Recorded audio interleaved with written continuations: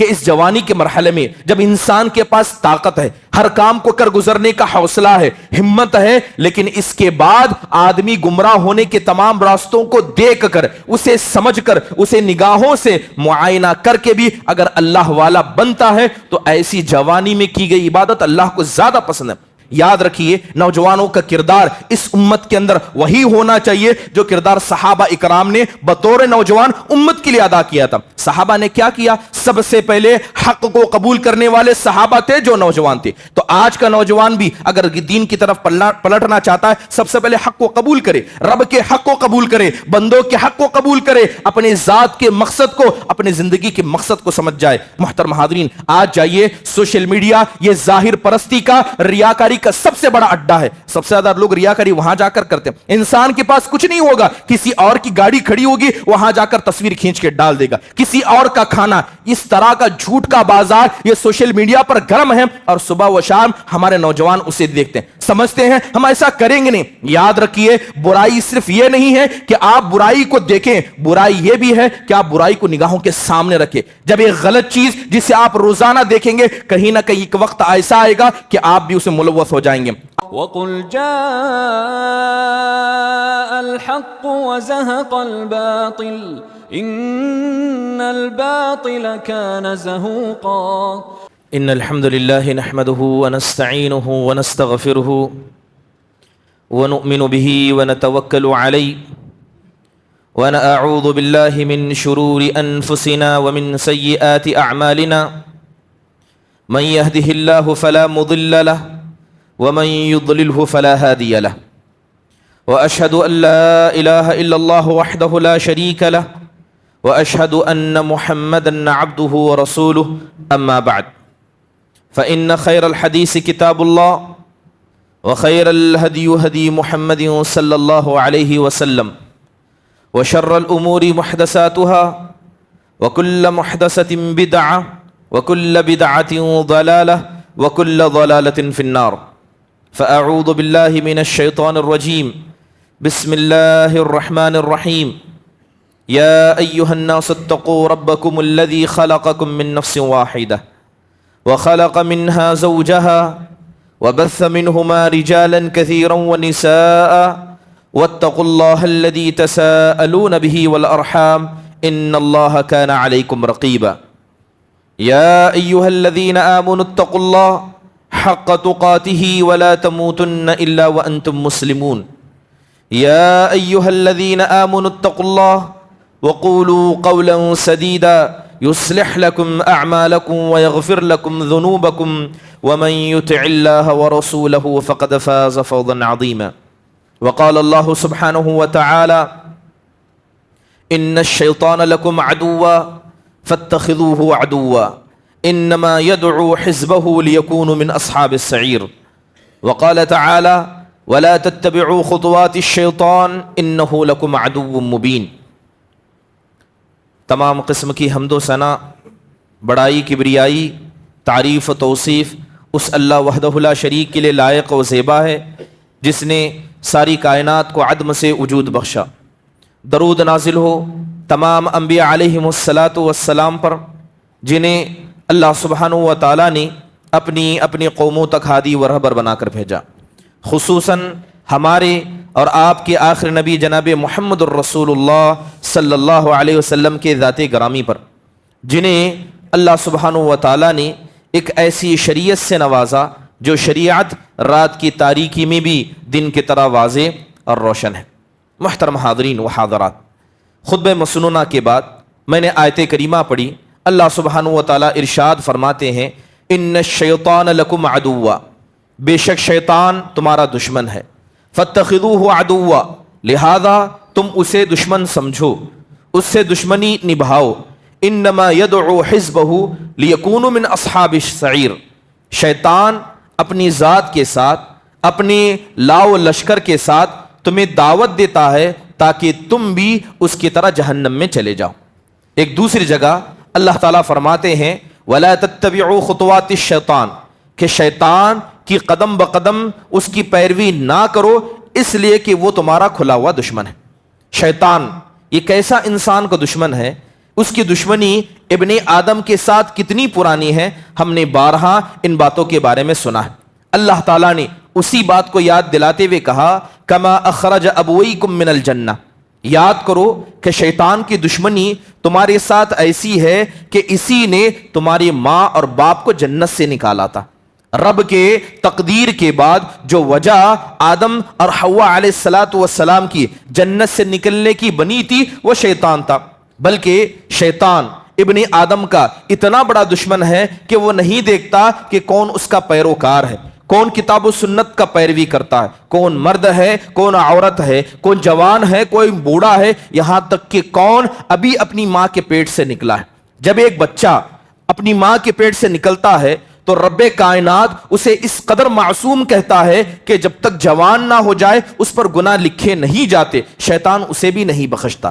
جیسے ہی پیدا ہوتا ہے شیطان اسے کچوکا لگاتا ہے، شیطان اسے نوچتا ہے، لہذا شیطان کی دشمنی یہ ابن آدم کے ساتھ پیدا ہونے سے لے کر قبر میں جانا تک ہے۔ اسی لیے اللہ تعالیٰ نے کہا انہ لکم عدو مبین، شیطان تمہارا کھلا ہوا دشمن ہے۔ شیطان چاہتا کیا ہے؟ اللہ کہتا ہے انما یأمرکم بالسوء والفحشاء، شیطان تمہیں برائی کا حکم دیتا ہے، شیطان تمہیں فحش کاموں کا حکم دیتا ہے، لہذا انسان کو چاہیے کہ وہ شیطان کے مکر و فریب سے دور رہے، وہ اللہ اس کے رسول کی طرف پناہ لے۔ جو آدمی اللہ اس کے رسول کی طرف نہیں جاتا وہ آدمی سیدھا شیطان کے ہتھے چڑھ جاتا۔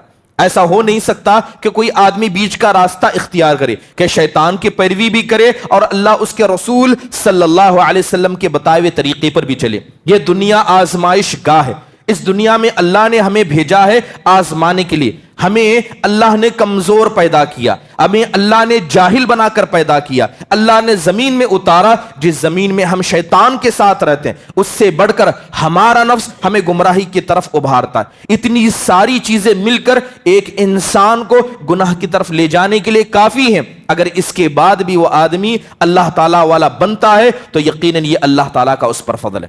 محترم حاضرین، نوجوانوں کی بات کی جائے، جوانی کا مرحلہ یہ انسان کی پوری زندگی میں سارے مرحلوں میں سب سے بڑا ہوتا ہے۔ انسان اپنی زندگی میں کتنے مرحلوں سے گزرتا ہے؟ سب سے پہلے بچپن کا مرحلہ، جوانی کا مرحلہ، بڑھاپے کا مرحلہ۔ ایک انسان اپنی زندگی میں 3 مرحلوں سے گزرتا ہے، چاہے وہ بچپن کا ہو یا بڑھاپے کا ہو، ان دونوں سے زیادہ لمبا مرحلہ جوانی کا ہوتا ہے۔ بچپن میں انسان کمزور ہوتا ہے، نا سمجھ ہوتا ہے، بڑھاپے میں کمزور ہوتا ہے لیکن سمجھدار ہوتا ہے، لیکن جوانی میں انسان طاقتور ہوتا ہے، کمزور نہیں ہوتا ہے بلکہ وہ آدمی ذہن، جسم اور تمام اعتبار سے مضبوط ہوتا ہے۔ لہذا یہ جوانی اللہ تعالیٰ کے یہاں پوچھی جائے گی۔ یہی وجہ ہے کہ آپ دیکھیں کہ زمین کے اندر جب بھی انقلاب آیا ہے اسی مرحلے کے لوگوں نے انقلاب کو پیدا کیا، یہاں تک کہ اللہ خود اس انقلاب کا ذکر کرتا ہے۔ ابن عباس رضی اللہ عنہ اپنی حدیث میں کہتے ہیں ما بعث اللہ نبیا الا شابا، اگر تمہیں جوانی کی اہمیت پتا کرنا ہے کہ اسلام نے جوانی کو کیا مقام دیا ہے تو جاؤ تاریخ پڑھو کہ جتنے بھی لوگوں کو اللہ نے نبی بنایا اللہ نے سب کو جوانی کی حالت میں نبی بنایا۔ وَلَا أُوتِيَ الْعِلْمَ إِلَّا وَهُوَ شَابٌ، اور جا کر انسانوں کی تاریخ پڑھ لو اور دیکھ لو کہ جتنے لوگوں کو اللہ نے علم دیا اللہ نے جوانی کی حالت میں علم دیا۔ پھر فرماتے ہیں اگر اور مزید چاہیے جاؤ قرآن کی آیتیں پڑھو، قالوا سمعنا فتن، کہ لوگوں نے کہا کہ ہم نے ایک نوجوان کے بارے میں سنا ہے جس نے ہماری بتوں کو توڑ ڈالا، جس نے ہمارے باپ دادا کے روش کو چھوڑ دیا۔ اللہ نے حضرت ابراہیم کی جوانی کا ذکر کیا۔ پھر وَإِذْ قَالَ مُوسَىٰ لِفَتَاهُ، اور یاد کرو اس نوجوان کو جس نے حضرت موسیٰ علیہ السلام سے کہا تھا۔ محترم حاضرین، انہم فتیہ، یہ چند نوجوان ہی تھے جو وقت کے بادشاہ کے ساتھ بغاوت کر کے آ کر غار میں انہوں نے اللہ کی یہاں پناہ لی۔ اللہ نے 300 سال تک ایسی پناہ دی کہ آج تک ان کا ذکر ہم قرآن کے اندر پڑھتے ہیں۔ تو آپ دیکھیں کہ انقلاب کی تاریخ ساری نوجوانوں سے جڑی ہے۔ یہی وجہ ہے کہ اس جوانی کے مرحلے میں جب انسان کے پاس طاقت ہے، ہر کام کو کر گزرنے کا حوصلہ ہے، ہمت ہے، لیکن اس کے بعد آدمی گمراہ ہونے کے تمام راستوں کو دیکھ کر، اسے سمجھ کر، اسے نگاہوں سے معائنہ کر کے بھی اگر اللہ والا بنتا ہے تو ایسی جوانی میں کی گئی عبادت اللہ کو زیادہ پسند ہے۔ ایک عبادت انسان بچپن میں کرتا ہے جسے اتنا ہوش و حواس نہیں ہوتا. ایک عبادت انسان بڑھاپے میں کوئی اور ناکام ہونے کی وجہ سے عبادت کرتا ہے. اللہ کو سب سے زیادہ عبادت وہ پسند ہے جو جوانی کی حالت میں کی گئی ہے. اللہ تعالیٰ نے جوانی کی حالت میں کی گئی عبادت کا انعام بیان کرتے ہوئے کہا سبعۃ یظلھم اللہ فی ظلہ یوم لا ظل الا ظلہ. اللہ کہتا ہے کہ اللہ کے نبی کہتے ہیں کہ 7 قسم کے ایسے خوش نصیب ہیں جنہیں اللہ قیامت کے دن اپنا عرش کا سایہ دے گا. جس دن آدم سے لے کر سارے انبیاء، انسان، چرند پرند سب سایہ کے محتاج ہوں گے. 7 قسم کے لوگوں کو اللہ کے عرش کا سایہ دیا جائے گا. اس میں ایک کون ہوگا؟ شاب نشا فی عبادت اللہ. اس میں ایک ایسا نوجوان ہوگا جس نے اپنی جوانی کی زندگی کو اللہ کی عبادت میں گزارا ہوگا. امام احمد نے ایک روایت نقل کیا ہے. روایت بتاتی ہے اللہ کے نبی کہتے ہیں ان اللہ لیعجب من الشاب لیس له صبوہ. وہ رب العالمین جو ہمارا خالق ہے، جو ہمارا مالک ہے، ہمارے دن اور رات کو لے جانے لانے والا ہے، وہ رب عرش پر مستوی ہو کر تعجب کرتا ہے. کس پر تعجب کرتا ہے؟ اس نوجوان پر تعجب کرتا ہے کہ گمراہ ہونے کے تمام چیزیں موجود ہیں پھر بھی وہ بالکل سیدھا ہے. وہ بالکل سیدھا ہے، عقیدے میں بالکل سیدھا ہے. کوئی گمراہی عقیدے کی نہیں ہے، عبادت کے مسئلے میں سیدھا ہے، اخلاق کے مسئلے میں سیدھا ہے، اپنے رب کے ساتھ سیدھا ہے، رب کے بندوں کے ساتھ سیدھا ہے. اللہ تعالیٰ عرش پر مستوی ہو کر اس بندے پر تعجب کرتا ہے. اللہ کا تعجب کرنے کا مطلب یہ ہے کہ اللہ اس کے عمل کو پسند کرتا ہے، اس کا ثواب اللہ دے گا، اس کے عمل کو اللہ پسند کرتا ہے. محترم حاضرین، یہی وجہ ہے کہ آپ دیکھیں کہ جب اللہ نعمت دیتا ہے تو یہ اللہ کا قانون ہے کہ اللہ اس کے بارے میں پوچھتا بھی ہے. اللہ نے زندگی دی، اللہ پوچھے گا. زندگی کے اندر نوجوانی کا مرحلہ بھی آتا ہے، لیکن خصوصی طور پر ایک زائد سوال جوانی کی حالت سے ہوگا. عام زندگی کے بارے میں بھی سوال ہوگا، جوانی کے بارے میں بھی سوال ہوگا. یہاں تک کہ اللہ کے نبی نے کہا لا تزول قدم ابن آدم حتی یسأل عن 4. کہتے ہیں کہ تم میں سے ہر آدمی کو اللہ کے سامنے کھڑا ہونا ہے. اس وقت تک وہ اپنے قدموں کو نہ وہاں سے ہٹا سکتا ہے نہ وہاں سے ہلا سکتا ہے جب تک کہ 4 چیزوں کے بارے میں سوال نہ کر لیا جائے اور سوال کا جواب نہ دے. عن عمرہ فیما افنا. اس سے پوچھا جائے گا کہ اللہ نے 60 اور 70 سال کی زندگی جو عطا کی، کہاں اسے تم نے فنا کیا؟ اللہ کی عبادت میں لگایا، دنیا کمانے میں لگایا، اپنی ذات کو، اپنے خاندان کو نام بلند کرنے میں لگایا، کس چیز میں اپنی تم نے زندگی لگائی؟ پوچھا جائے گا وعن شبابہ فیما ابلا. اور خصوصی سوال ہوگا اس کی جوانی کے بارے میں کہ اس جوانی کو تم نے کہاں برباد کیا. محترم حاضرین، جس آدمی کو اللہ جوانی دے دے اور وہ آدمی جوانی ملنے کے بعد بھی سیدھا نہ ہو، وہ اللہ والا نہ بنے، مرنے کے بعد کوئی عذر اس کے پاس نہیں ہے، کوئی عذر اللہ کے سامنے پیش نہیں کر پائے گا. نہ یہ کہہ پائے گا اے اللہ مجھے شیطان نے گمراہ کیا، نہ یہ کہہ پائے گا اے اللہ میں علماء سے دور تھا، میں مسجد سے دور تھا، اے اللہ میں تیرے دین سے دور تھا. کوئی عذر کام نہیں آئے گا. اللہ کہتے ہیں اولم نعمرکم ما یتذکر فی. کیا اے انسانو ہم نے تمہیں اتنی عمر نہیں دی تھی جس میں تم نصیحت حاصل کر سکتے تھے، جس میں ہوش کے ناخن سنبھال سکتے تھے؟ من تذکر وجاءکم النذیر. یاد رکھ لو کہ جس نے نصیحت حاصل کی اور ہماری طرف سے ڈرانے والا بھی تمہارے پاس آیا. فذوقوا فما للظالمین من نصیر. جوانی کی زندگی گزر گئی مگر اس نے اس کے ذریعے اپنے رب کو نہیں پہچانا، اس جوانی کی طاقت کے ذریعے اپنے رب کی عبادت نہیں کی، تو کہا جائے گا کہ اے ظالموں جاؤ جہنم کے مزے کو چکو. اللہ تعالیٰ کے علاوہ کیا ہے، نہ تمہارا کوئی مددگار ہے نہ کبھی رہے گا. محترم حاضرین، بات نوجوانوں کی جائے، نوجوان یہ اس امت کا یا عمومی طور پر کہیے کسی بھی قوم کی ریڑھ کی ہڈی ہوتے ہیں. جب یہ ہڈی کمزور ہو جائے، جب یہ ہڈی دنیا پرست ہو جائے، یہ اللہ سے زیادہ شیطان کے پیروکار بن جائے، تو کیا ایسا دین مضبوط رہ سکتا ہے؟ اللہ کے نبی صلی اللہ علیہ وسلم نے مسلمانوں کی جماعت کو ایک جسم کے مانند کہا، مسلمانوں کی جماعت کو ایک دیوار کے جیسا کہا کہ دیوار کا ایک پرزہ اگر کمزور ہو جائے، جسم کا ایک حصہ اگر بیمار پڑ جائے تو پورا جسم، پوری دیوار کھوکھلی بن جاتی ہے. اور اگر حال نوجوانوں کا ایسا ہو کہ نوجوان عقیدے میں، اخلاق میں، عبادت میں کھوکھلے بن جائیں، کیا کہیں سے اتحاد پیدا ہو سکتا ہے؟ کیا کہیں سے محبت بن سکتی ہے؟ صفیں ملی ہوتی ہے مگر دل کے اندر شغاف اس سے زیادہ بڑا ہوتا ہے. محترم حاضرین، یاد رکھیے نوجوانوں کا کردار اس امت کے اندر وہی ہونا چاہیے جو کردار صحابہ اکرام نے بطور نوجوان امت کے لیے ادا کیا تھا. صحابہ نے کیا کیا؟ سب سے پہلے حق کو قبول کرنے والے صحابہ تھے جو نوجوان تھے. تو آج کا نوجوان بھی اگر دین کی طرف پلٹنا چاہتا ہے, سب سے پہلے حق کو قبول کرے, رب کے حق کو قبول کرے, بندوں کے حق کو قبول کرے, اپنے ذات کے مقصد کو, اپنے زندگی کے مقصد کو سمجھ جائے. دوسری بات یہ ہے کہ دعوت اللہ کے کام میں سب سے پہلے نوجوانوں کو آگے بڑھنا پڑے گا. محترم حاضرین, اصل میں عنوان یہ ہے کہ یہ سوشل میڈیا جس کا ایک دورہ آج کر چلا ہے, کیا بچہ, کیا بوڑھا, کیا گھر میں رہنے والا, کیا گھر کے باہر, کیا مرد, کیا عورت, کیا عمر کا فاصلہ, کیا کم سن جوانی کہیں, ہر مرحلے میں کیا ہے فساد سوشل میڈیا کی وجہ سے آیا. محترم حاضرین, سوشل میڈیا کہتے کسے؟ آج آپ دیکھیں گے کہ آن لائن بہت سارے پلیٹ فارم ہیں, بہت سارے ایپ ہیں, چاہے وہ واٹس ایپ ہو, فیس بک ہو, انسٹاگرام ہو, ٹویٹر ہو, یا اس کے علاوہ نئے ایسے چیزیں جس کے ذریعے ایک انسان دوسرے سے تعلقات قائم کر سکتا ہے, اپنی رائے لوگوں کے سامنے رکھ سکتا ہے, اپنی تصویریں ہو, اپنی ویڈیوز ہو, نشر کر سکتا ہے. ایسی جگہ جہاں سب لوگ اکٹھا ہو کر آپس میں ایک دوسرے کے ساتھ تعلقات قائم کرتے ہیں, اسے سوشل میڈیا کہا جاتا ہے. سوشل میڈیا یہ اصل میں اس کی شروعات کہاں سے ہوئی؟ آپ جانیں کہ موبائل فون جو آج سب سے بڑا فتنہ پیدا ہوا ہے یا فتنہ بن کر لوگوں کے سامنے ابھرا ہے, اس موبائل فون کو جب بنایا گیا تھا اس کا مقصد صرف کالنگ تھا. دھیرے دھیرے دیکھا گیا کہ اس میں اور فتنوں کا اضافہ کیا جا سکتا ہے. اس میں کیمرے کو لگا دیا گیا, وہ کیمرہ جس کے لیے الگ آلات ہوتے تھے, موبائل کے اندر کیمرہ آیا. پھر اس کے بعد موبائل کے اسکرین کو بڑا کر دیا گیا, گانے سننے کے لیے الگ انسٹرومنٹ ہوتے تھے, اس میں وہ چیزیں شامل کی گئی. میڈیا چیزوں کو دیکھنے کے لیے الگ چیزیں ہوتی تھی, چاہے وہ ٹی وی ہو یا دوسری چیزیں ہو, اس کو بھی موبائل کے اندر لا کر ڈال دیا گیا. اس موبائل کا فتنہ سب سے زیادہ اس وقت بڑھ گیا جب اس کے اندر انٹرنیٹ کو لا کر رکھ دیا گیا. یہ موبائل فون اپنے مقصد سے بھٹک گیا, جسے صرف بات کرنے کے لیے لایا گیا تھا, اس کے اندر چیزیں اتنی آتی گئی کہ گمراہی کی ہر چیز کے اندر آ گئے. یہ موبائل فون آج کل خرید و فروخت کا ایک بڑا حصہ ہے. ایک وقت تھا ہم کہتے تھے کہ سامان خریدنے کے ہمیں بازار جانا پڑتا ہے, بازار جانے کے لیے دعا پڑھنا پڑتا ہے. وہ بازار جہاں پر شیطان اپنا جھنڈا گاڑتا ہے, اس موبائل نے ہر انسان کی جیب میں بازار لا کر رکھ دیا.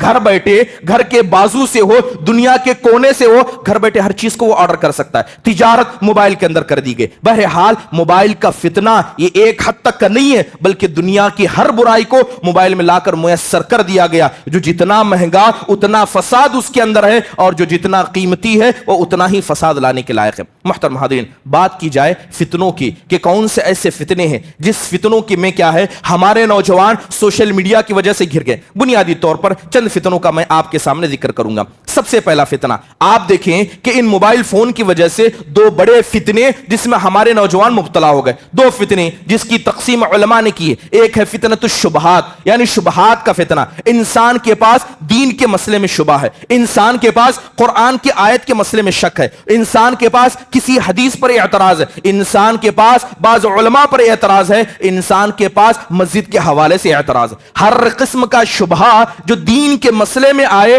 وہ اس سوشل میڈیا نے یا اس موبائل فون کے ذریعے لوگوں میں عام کیا گیا. اس کو کہا جاتا ہے فتنۃ الشبہات. دوسرا فتنہ فتنۃ الشہوات, خواہشات کا فتنہ. چاہے وہ خواہش انسان کی پیٹ ہو, انسان کی شرمگاہ ہو, عورتوں کی خواہش ہو, مال کی خواہش ہو, عہدے کی خواہش ہو, لوگوں کے سامنے اپنا مقام دکھانے کی خواہش ہو, یہ ساری خواہشیں موبائل فون کے ذریعے ہمارے نوجوانوں میں لا کر رکھ دی گئی. چلیے بات کرتے ہیں فتنۃ الشہوات کی کہ شہوتیں. آپ یہ بات جانتے ہیں کہ اللہ ہمارا خالق ہے, اللہ ہی نے ہمارے اندر بہت ساری خواہشات کو رکھا. ہمیں بھوک لگتی ہے, یہ خواہش کس نے رکھی ہے؟ اللہ نے رکھی ہے. ایک آدمی جوان ہو جاتا ہے تو اسے جسم کی خواہش ہوتی ہے, یہ کس نے رکھا ہے؟ اللہ نے رکھا. انسان کو مال کی خواہش ہے, انسان کو دنیا کی خواہش ہے, یہ خواہشات اللہ نے پیدا کیے. جب یہ خواہشات ہمیں برائی کی طرف لے جاتی ہیں تو آخرکار اللہ نے پیدا کیوں کیا؟ علامہ ابن تیمیہ رحمہ اللہ علیہ اس کا جواب دیتے کہتے ہیں کہ ان اللہ خلق فینا الشہوات واللذات لنستعین بہ علی کمال مصلحنا. کہتے ہیں کہ اللہ نے ہمارے اندر خواہشات کو پیدا کیا تاکہ اللہ کی عبادت میں ان خواہشات کے ذریعے ہم مدد حاصل کر سکیں. انسان کو مضبوط جسم چاہیے تاکہ اللہ کی عبادت کر سکے. انسان کھائے گا تو اس کا جسم مضبوط ہوگا, کھانے کے ذریعے وہ اپنی عبادت کو مضبوط کر سکتا ہے. انسان کے جسم میں جسم کی خواہش رکھی گئی, عورت کی خواہش رکھی گئی تاکہ اس کے ذریعے وہ اولاد کی خواہش کو پوری کر سکے, اپنی شرمگاہ کی, اپنی نگاہ کی حفاظت کر سکے, ایک عورت کی عزت کی حفاظت کر سکے, اپنے خاندان کی نسل کی حفاظت کر سکے، اس لیے اللہ تبارک و تعالیٰ نے عورت کی خواہش انسان کے اندر پیدا کی، اللہ نے مال کی خواہش پیدا کی تاکہ مال کی خواہش کے ذریعے انسان دینے والا بنے نہ کہ لینے والا بنے۔ جس طرح دین کی خدمت انسان اپنی زبان سے کرتا ہے، جسم سے کرتا ہے، مال بھی دین کی خدمت کا ایک ذریعہ ہے۔ اگر انسان کے پاس مال کی حرصی نہ ہو تو وہ کیسے دین کی خدمت کر سکتا ہے؟ تو پتہ یہ چلا کہ یہ ساری خواہشیں اللہ نے بنائی اس لیے ہیں تاکہ ان خواہشات کے ذریعے ہم دین کے مسئلے میں مدد کر سکیں۔ لیکن جو آدمی ان خواہشات کو صرف دنیا کے لیے استعمال کرتا ہے، کھاتا ایسے ہے جیسے جانور کھاتے، اس کے کھانے کا کوئی مقصد نہیں ہے، جسم، دماغ، آنکھ، ہر چیز میں شہوت بھر گئی ہے، صبح شام شہوتوں میں اٹھتا ہے، مال کمانے کی اتنی حرص ہے کہ اللہ کا نافرمان بن گیا، کرسی کی لالچ ایسی ہے، اپنا غیر ہر کسی کو نیچا دکھانا چاہتا ہے، تو گویا اس نے اپنی خواہشات کا غلط استعمال کیا، اور جس نے اپنی خواہشات کا غلط استعمال کیا اس نے اللہ کے ساتھ ظلم کیا، اس نے دین کے ساتھ ظلم کیا، اور جس مقصد کی خاطر اللہ نے انسان کے اندر خواہشات پیدا کی اس نے اس پر ظلم کیا، لہذا اللہ اس کا محاسبہ کرنے والا۔ محترم حاضرین، یہ سوشل میڈیا، جائیں دیکھیں پیٹ کی خواہش کی بات کریں، آپ جائیں جتنے بھی حرام قسم کی تجارتیں ہوں گی، گلیمبلنگ ہوں گی یا سود کا بازار ہوگا، سب سوشل میڈیا پر موجود ہے۔ ابھی ہم نے نہیں سنا کہ کتنے ایسے ایپس ہیں جن کے اندر جوا، جن کے اندر کیا ہے حرام تجارتیں، ای ایم آئی کے نام پر سود کیا ہے گھروں گھروں تک پہنچایا گیا۔ اس کے علاوہ شراب نوشی ہو، بیڑی سگریٹ ہو، بینکنگ کا نظام ہو، یا اس کے علاوہ حرام تجارتیں ہوں، ساری کی ساری سوشل میڈیا کے ذریعے پرموٹ کی جاتی ہیں، اور یہ خواہشات کیا ہیں؟ سب پیٹ کی خواہشات ہیں۔ شرمگاہ کی خواہش کی بات کی جائے، اللہ معاف فرمائے، سوشل میڈیا ایسی حال ہے کہ جو آدمی اس میں اترا ہو ہی نہیں سکتا کہ کسی اجنبی عورت کو اس پر نگاہ نہ پڑے، ایک دو سکرول نہیں کریں گے مگر کوئی اجنبی عورت آئی جائے گی۔ حد تو یہ ہے کہ وہاں پر جو جسم کا نمائش ہوتی ہے اس کی کوئی حد نہیں ہے، لہذا جتنا بھی قسم کا برہنہ پن ہو یا عریانیت ہو ساری سوشل میڈیا پر پائی جاتی ہے۔ حجاب پہن کر ناچنا گانا یہ سوشل میڈیا نے ہماری بچیوں کو سکھا دیا، چاہے وہ شہوت پرستی ہو یا برہنہ پن ہو، ہر آدمی موبائل کے ذریعے یہ کونے میں بیٹھ کر یا بھری مجلس میں بیٹھ کر کونے میں بیٹھ کر اس کو انجام دے سکتا ہے۔ اللہ کے نبی علیہ الصلوۃ والسلام نے ایسے ہی لوگوں کے بارے میں کہا تھا کہ جن کے پاس ایسے موقع آئیں گے کہ وہ برائی کو کریں گے لیکن لوگوں سے چھپا کر کریں گے۔ اللہ کے نبی نے کہا لَأَعْلَمَنَّ أَقْوَامًا مِّنْ أُمَّتِي يَأْتُونَ يَوْمَ الْقِيَامَةِ بِحَسَنَاتٍ أَمْثَالِ جِبَالِ تِهَامَةِ بِيضَاء۔ اللہ کے نبی نے کہا میں اپنی امت کے کچھ لوگوں کو جانتا ہوں، میں کچھ لوگوں کو جانتا ہوں کہ وہ قیامت کے دن آئیں گے تو تہامہ جیسے سفید پہاڑ جیسے بڑی بڑی نیکیاں بھر کر لائیں گے، مگر اللہ ان نیکیوں کو ہباء منثورا بنا کر اڑا دے گا، روئی کے مانند ان کو اڑا دے گا۔ تو حضرت ثوبان پوچھتے ہیں اے اللہ کے نبی ان بدبختوں کے بارے میں ہمیں بھی بتائیے تاکہ ہم ان گناہ میں نہ کریں۔ تو اللہ کے نبی کہتے ہیں وہ تم میں سے ہوں گے، وہ تم میں سے ہوں گے، وہ تم جیسے ہو ویسے وہ دکھتے ہوں گے، مگر کیا ہے وَلَكِنَّهُمْ إِذَا خَلَوْا بِمَحَارِمِ اللَّهِ انْتَهَكُوهَا، مگر جیسے ہی لوگوں سے اپنے آپ کو جدا کر لیں گے اللہ کی ساری حدوں کو پامال کر دیں گے۔ نگاہ کی حفاظت ہو، شرمگاہ کی حفاظت ہو، دل کی حفاظت ہو، ساری حفاظتوں کو توڑ کر حدوں کو پلان دیں گے۔ محترم حاضرین، یہ سوشل میڈیا نے ہمارے نوجوانوں کے اندر ہر قسم کی خواہش کو پیدا کیا، مال کی خواہش پیدا کیا جائے۔ آج دیکھیے کہ سوشل میڈیا یہ جھوٹ کا بازار ہے، انسان کے پاس ہوتا نہیں ہے مگر دکھاتا ضرور ہے۔ ایک گھڑی خریدی، ایک جوتا خریدا، سوشل میڈیا پر ڈال دیا، جھوٹی لائف سٹائل لوگ سوشل میڈیا پر پروموٹ کرتے ہیں۔ وہ آدمی جو اپنے بچوں کے لیے کماتا ہے اور اپنے بچے کے لیے مستقبل کو روشن کو سوچتا ہے، اس کا بچہ سوشل میڈیا پر دیکھتا ہے کہ لوگ کیسے عیاشی کر رہے ہیں، لوگ کیسی گاڑیاں خرید رہے ہیں، لوگ کیسا سامان خرید رہے ہیں، وہ اپنے دل کے اندر خواہشات کو پیدا کر لیتا ہے، وہ خواہشات جو نہ جسے وہ نہ وہ پورا کر سکتا ہے نہ کہ اس کے ماں باپ پورا کر سکتے ہیں، ایسی خواہشات کو دل میں رکھ کر گھر سے باہر نکلتا ہے۔ آپ دیکھیں مال کا فتنہ، ہر کوئی آدمی اپنی اچھی زندگی دکھاتا ہے، کوئی آدمی اپنے بربادی کے قصے سوشل میڈیا پر نہیں سناتا ہے، یہ نہیں سناتا کہ کیسے اس کے مال کا نقصان ہوا، جھوٹی لائف سٹائل دکھائی جاتی ہے۔ اس کی وجہ سے ہم میں سے اکثر نوجوان اس جھوٹی زندگی کو ایکسپٹ کر لیتے، گھر میں کھانے پینے کا معاملے ہوتے ہیں لیکن گھر کے باہر نکلتے ہیں اچھا لباس پہن کر نکلتے ہیں، گھر کے باہر نکلتے ہیں شان سے رہتے، گھر کے اندر ماں باپ بیمار ہیں لیکن باہر دوستوں کے ساتھ گلچھرے اڑانا ان کی عام بات ہے۔ یہ ظاہر پرستی کی زندگی، یہ جھوٹی زندگی ہمارے نوجوانوں کو کسی نے دی؟ یہ جھوٹی زندگی سوشل میڈیا نے سکھا دی۔ محترم حاضرین، انسان اپنے دل سے زیادہ اپنے ظاہر کو سدھارنے پر لگا ہے، انسان اپنے جسم کو سنوارتا ہے، اپنے دل کی فکر نہیں کرتا، وہ لوگوں کے سامنے اچھا بننا چاہتا ہے، اب کہ اپنے رب کے سامنے اسے اچھی بننے کی فکر نہیں ہے۔ اسی لیے شاعر کہتا ہے یا خادم الجسمی کم تش تشقى بخدمته انت بالقلب لا بالجسم انسان. شاعر کہتا ہے اے جسم کی خدمت کرنے والے تو اپنی جسم کی کتنی خدمت کرے گا؟ تو دل کی وجہ سے انسان ہے نہ کہ جسم کی وجہ سے. تو دل کی وجہ سے انسان ہے. جس کا صاف ستھرا دل ہوگا وہی اللہ تبارک و تعالیٰ کے نزدیک انسان ہوگا. اس لیے اللہ کے نبی صلی اللہ علیہ وسلم نے مال کی خواہش عہدے کی خواہش کے بارے میں کہا تھا ما ذئبان جائعان ارسل فی غنم فافسد لها من حرص المرء على المال والشرف لدینه. اللہ کے نبی کہتے ہیں کہ جس طرح اگر دو بھوکے بھیڑیے کو کسی بکری کے ریوڑ میں چھوڑ دیا جائے تو دو بھوکے بھیڑیے ان بکریوں کا اتنا نقصان نہیں پہنچائیں گے جتنا مال اور عزت کی خواہش کرنے والا اپنے دین کو نقصان پہنچا دے گا.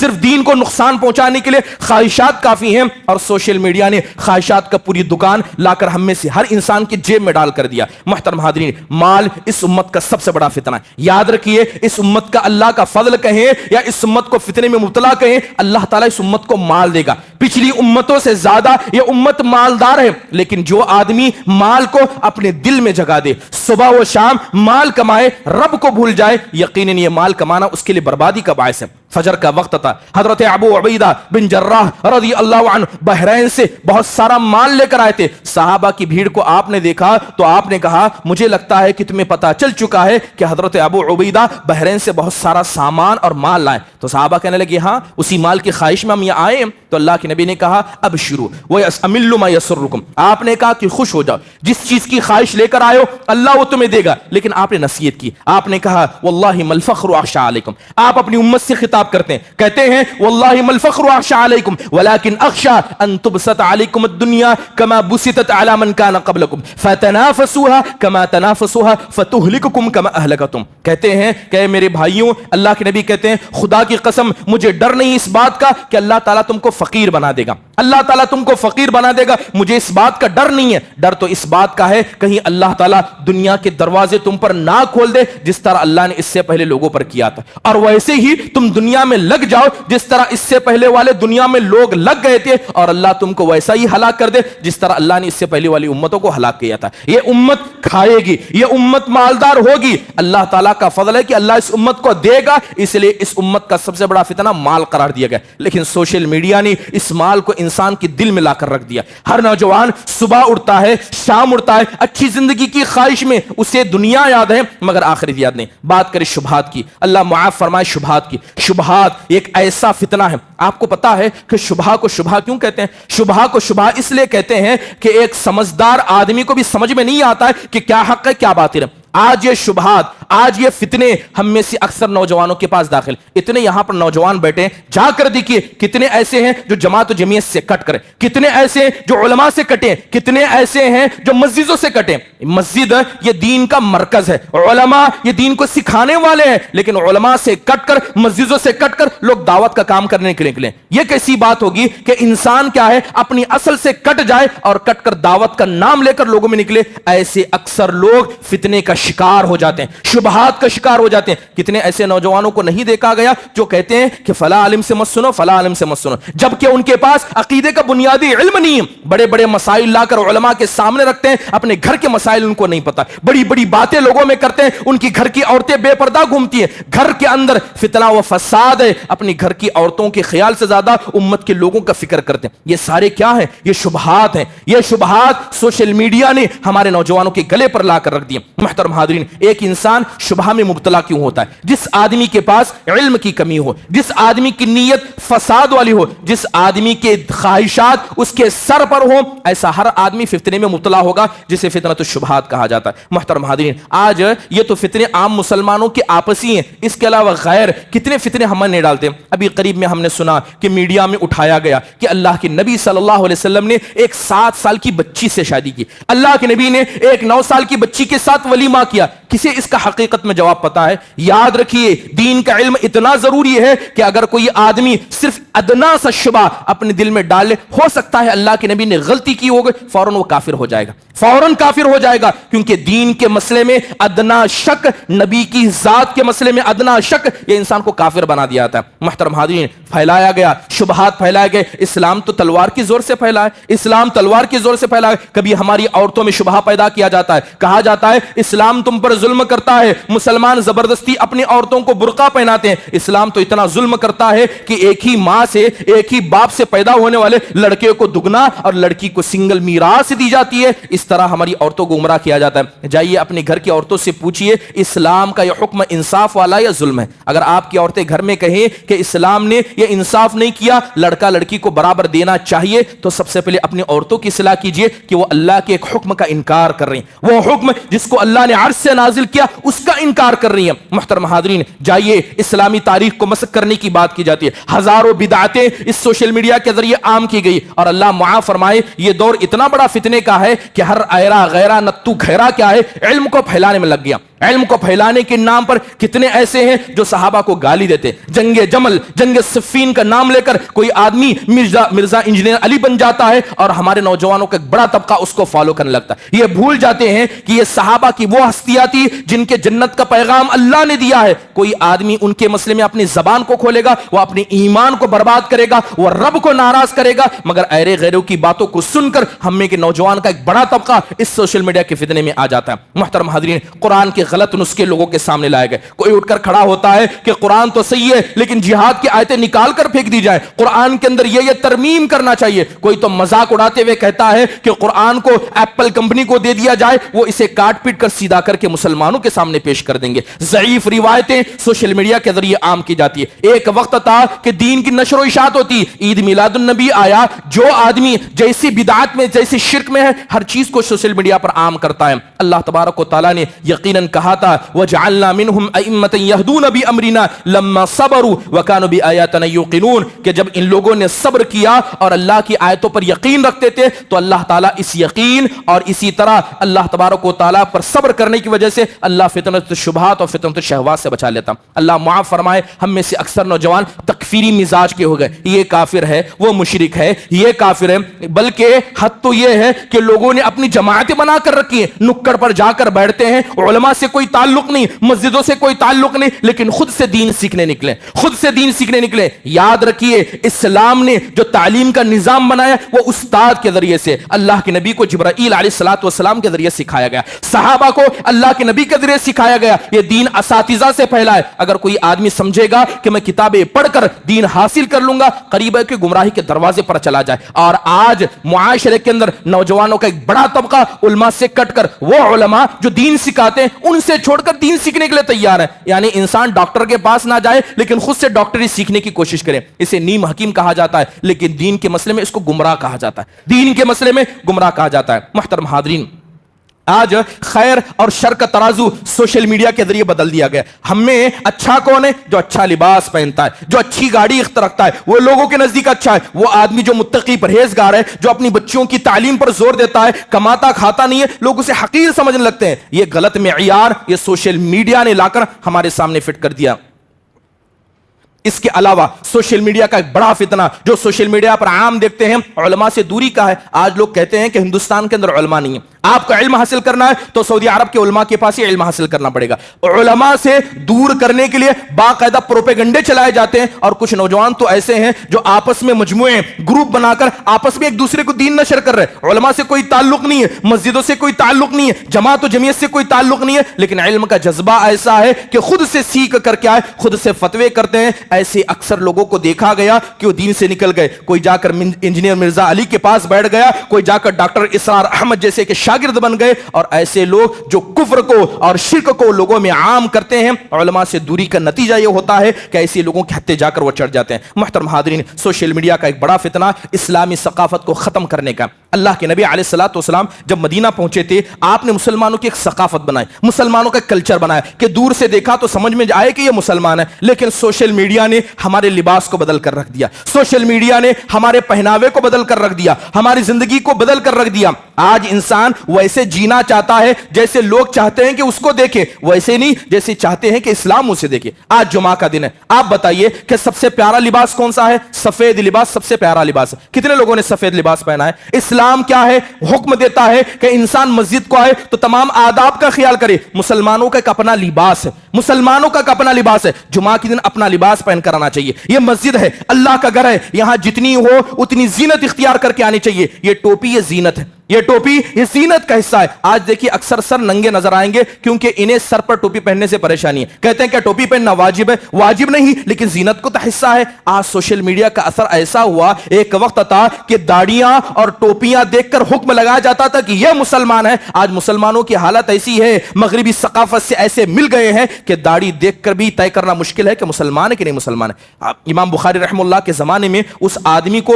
مجلس میں بٹھایا نہیں جاتا تھا جو اپنا سر کھلا رکھتا تھا. اسلام نے ہمیشہ سکھایا ہے کہ سر کو ڈھانپ کر رکھنا یہ اللہ کے نزدیک ادب کا حصہ ہے. نبی کریم صلی اللہ علیہ وسلم ہمیشہ اپنے سر کو ڈھکا کر رکھتے تھے. کتنے لوگ ہیں جو مسجدوں میں آنے کے بعد اپنے سر کو ڈھانپتے ہیں. محترم حاضرین, اس ثقافت کے نقصان کا یا یوں کہیے مغربی ثقافت کا اتنا برا اثر ہم میں ہوا کہ ہر انسان اب آزاد ہے, کوئی کسی کی بات سننے کے لیے تیار نہیں. مغربی ثقافت کے لوگ نہ اپنے ماں باپ کی سنتے ہیں نہ اپنے بڑوں کی سنتے ہیں. وہی ثقافت کا حصہ ہم بنتے جا رہے ہیں. ہمارا یہاں تو حکم یہ ہے کہ اگر تمہارا سردار تمہارا ذمہ دار کالا غلام ہو تمہیں حکم دے تو اس کی بات مانو. ماں باپ کا اتنا بڑا حکم ہے کہ ماں باپ کفر اور شرک کے علاوہ جو بھی کہیں اسے کرنے کے لیے تیار ہو, اف تک نہ کہو. اپنے بڑوں کی بات کو ماننے کا حکم اسلام اتنا دیتا ہے, لیکن کیا سچ میں ہمارے بچے ہمارے نوجوان ایسے ہیں؟ اللہ معاف فرمائے. اس ملٹی میڈیا نے یا اس سوشل میڈیا نے ہمارے نوجوانوں کو اپنے بڑوں سے بغاوت کر کے رکھ دیا. جیسے ہی لوگ بوڑھے ہوتے ہیں بزرگ ہوتے ہیں تو نوجوان سمجھتے ہیں کہ یہ جسم سے اور دماغ سے بزرگ ہو چکے ہیں, ان کی بات نہیں ماننا چاہیے, جبکہ اسلام اس کے مخالف ہے. اسلام کہتا ہے کہ بزرگ جو ہے گھر کے بڑے جو ہے فیصلے وہ کریں گے اور اس فیصلوں پر عمل نوجوان کریں گے. محترم حاضرین, اس سوشل میڈیا کا ایک بڑا نقصان یہ ہوا کہ لوگوں نے اللہ کے حق کو اور اپنے جسم کو حق کو ادا کرنا چھوڑ دیا. مسجد ہے, آپ دیکھیں نماز ختم نہیں ہوگی, آدھے سے زیادہ لوگ اپنا موبائل نکال کر دیکھنے لگ جائیں گے. کیا ہے؟ کیونکہ دین سے زیادہ لوگوں کو کیا ہے, ان چیزوں کی پرواہ ہو جاتی ہے. ایک حق ہے اللہ کا, نماز پڑھنے کا, ذکر کرنے کا, قرآن کی تلاوت کرنے کا. ایک حق انسان کے بدن کا. لوگوں نے کیا ہے, موبائل کے استعمال کی وجہ سے, سوشل میڈیا کے استعمال کی وجہ سے کتنے لوگوں کی آنکھیں خراب ہو گئی, کتنے لوگ اپنے نیند کو قربان کر دیتے ہیں, کان خراب ہو گئے. اس کے علاوہ بچوں کے اندر تعلیم کمزور ہو گئی, اور سب سے بڑی بات کہ خاندان کے حق کو اس سوشل میڈیا نے ضائع کر دیا. ماں باپ کو بچوں کے لیے وقت نہیں ہے, بچوں کے پاس ماں باپ کے لیے وقت نہیں ہے. اور اس کا بڑا نقصان یہ ہوا کہ لوگ کیا ہے, دور بیٹھے لوگوں کی خدمت پرستی کرتے ہیں. دور آدمی جو کہیں ہے اسے پوچھیں گے خیریت ہے, لیکن نماز جس نے آپ کے بازو پڑھی, وہ آدمی جو مسجد میں آپ کے ساتھ آتا ہے, وہ پڑوسی یا پڑوسن جو آپ کے بازو میں ہے, نہ عورتیں ایک دوسرے کی خیر خواہی کرتی ہیں نہ مرد ایک دوسرے کی خیر خواہی کرتے ہیں, جو دین کا بڑا حصہ تھا. وقت کیسے ضائع کرنا ہے اس کا بہترین طریقہ سوشل میڈیا نے ہمیں بتا دیا. سوشل میڈیا پر بیٹھ جائیے, گھنٹوں گزر جائیں گے, انسان کو پتہ نہیں چلے گا. لوگ سوال کرتے تھے کہ صحابہ اکرام گھنٹوں گھنٹوں نماز میں کھڑے ہو کر کیسے عبادت کرتے تھے, اللہ کے نبی رات بھر کھڑے ہو کر نماز کیسے پڑھتے تھے. اس کی مثال آج بہتر طریقے سے سمجھی جا سکتی ہے. ایک بچہ, ایک نوجوان جس کے ہاتھ میں موبائل ہو, 5G کا موبائل ہو, لے کر بیٹھ جائے, 2-2 3-3 گھنٹے کروٹ تک نہیں بدلتا, ویسے کہ ویسے بیٹھا رہتا ہے. بالکل ویسے ہی اللہ کے نبی صلی اللہ علیہ وسلم گھنٹوں نماز پڑھتے تھے. بس فرق یہ ہے کہ اللہ کی نبی ہو, صحابہ ہو, ان کا دل اللہ سے لگا ہوا تھا, اور آج کے نوجوانوں کا دل اس موبائل اور انٹرنیٹ سے لگا ہوا ہے. جس کا دل جس سے لگے گا گھنٹوں گزر جائیں گے, اسے کچھ فرق نہیں پڑے گا. محترم حاضرین, آن لائن گیم کے نام سے واٹس ایپ ہو, انسٹاگرام ہو, یوٹیوب ہو, ورلڈ کپ IPL کا وقت آ جاتا ہے, دیوانہ پن نوجوانوں کے سر پر چڑھ جاتا ہے. مسجد میں نماز ختم ہوئی, نماز کی بات کی دعائیں نہیں پڑی, لیکن سکور پوچھا جاتا ہے. یقیناً یہ OTT پلیٹ فارم ہو, ویب سیریز ہو, یا اسی طرح بگ باس جیسے فتنے ہو, لوگوں کے سر پر ایسے چڑھے ہیں کہ ہمیشہ چیزوں میں ذہن میں دوڑتی ہیں. اللہ معاف فرمائے, ہمارے گھر کی خواتین کو گھر میں تو رہتی ہیں, لیکن ڈیلی سوپ اور یہ سیریل ہمیشہ گھر میں چلتے رہتے. لوگ آ کر ایک وقت سوال کرتے تھے کہ ہمارے گھر والے ٹی وی کے فتنے میں مبتلا ہیں, اس سے کیسے بچا جائے. اب اس فتنے سے ہر آدمی اتنا مامون ہو چکا ہے, کوئی آ کر نہیں پوچھتا کہ اس موبائل سے بچنے کا طریقہ کیا ہے, کیونکہ یہ موبائل فون وہ ایسا ہی نشہ نوجوان میں ڈال چکا ہے جس طرح ایک وقت بیڑی, سگریٹ اور زنا کا نشہ کچھ لوگوں میں ہوا کرتا. اس سے برا نشہ, اس سے برا ایڈکشن کیا ہے, یہ موبائل کے لوگوں میں ہو گیا. محترم حاضرین, یاد رکھیے یہ ساری چیزیں اللہ کے پاس لکھی جا رہی ہیں, یہ ساری چیزیں اللہ کے پاس لکھی جا رہی ہے. وقت نہیں ہے ورنہ بہت سی باتیں کی جا سکتی تھی. اللہ تعالیٰ سے دعا ہے کہ اللہ تبارک و تعالیٰ ہمارے نوجوانوں کی اصلاح فرمائے, اور یہ سوشل میڈیا جو ایک بڑا فتنہ بن کر ہمارے پاس ابھرا ہے, اسے کیسے ہینڈل کیا جائے, اس کے معاملے سے نوجوانوں کو کیسے کیسے رہنمائی کی جائے, بچوں کی تربیت میں اس کا صحیح استعمال کیسے کیا جائے, اس کے بارے میں غور کرنے میں ہم سب کو اللہ تعالیٰ توفیق عطا فرمائے. اللہ ہمارے بچوں کی اصلاح فرمائے, اللہ ہمارے گھر کی خواتین کی اصلاح فرمائے. اور یہ سوشل میڈیا کا بڑا فتنہ جسے شہوات اور شبہات کو ہمارے دلوں میں لا کر رکھ دیا, اللہ تعالیٰ اس شیطان کے فتنے سے ہم میں سے ہر انسان کو محفوظ رکھے. آمین. اقول قولی هذا واستغفر الله لي ولكم ولسائر المسلمين من كل ذنب فاستغفروه انه هو الغفور الرحيم.